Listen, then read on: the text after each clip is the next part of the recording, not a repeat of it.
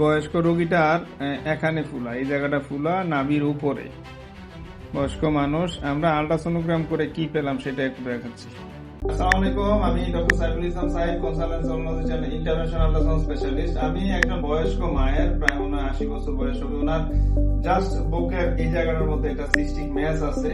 আমরা সাধারণত উপরের পেটে যে সিস্টিক ম্যাস গুলা পাই, এটা হয় হেপাটিক সিস্ট হয়, না হচ্ছে প্যানক্রিয়াটিক সিউডো সিস্ট হয়। আমরা আগে দেখবো লিভারে কোনো সিস্ট আছে কিনা, তারপরে আমরা প্যানক্রিয়াসে খুঁজবো, সাথে থাকে। ওনার লিভারটা দেখতেছি, মা পেটটা ফুলান, দেখেন ওনার লিভারটা ক্লিয়ার। এটা হচ্ছে গল ব্লাডার, এটাও ক্লিয়ার। আবার ডান কিডনিটাও আছে, কিন্তু দেখেন এত বিশাল বড় একটা সিস্ট, পুরা স্ক্রিন জুড়ে সিস্ট। এটা মূলত হচ্ছে প্যানক্রিয়াটিক সিউডো সিস্ট। কেন? কারণ বডি অফ প্যানক্রিয়াসটা হচ্ছে এটা, প্যানক্রিয়াসের পাশ দিয়ে হচ্ছে জাস্ট নিচের দিকে এত বড় সিস্ট।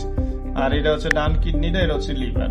তো প্যানক্রিয়াটিক সিউডো সিস্ট আমরা কিন্তু নরমালি পাই না, এটা মোটামুটি রেয়ার। অনেকদিন পর পর রোগীরা নিয়ে আসে, এবং সিস্ট গুলো এমন হয় যে পুরা পেট জুড়ে সিস্ট পুরা দখল করে থাকে।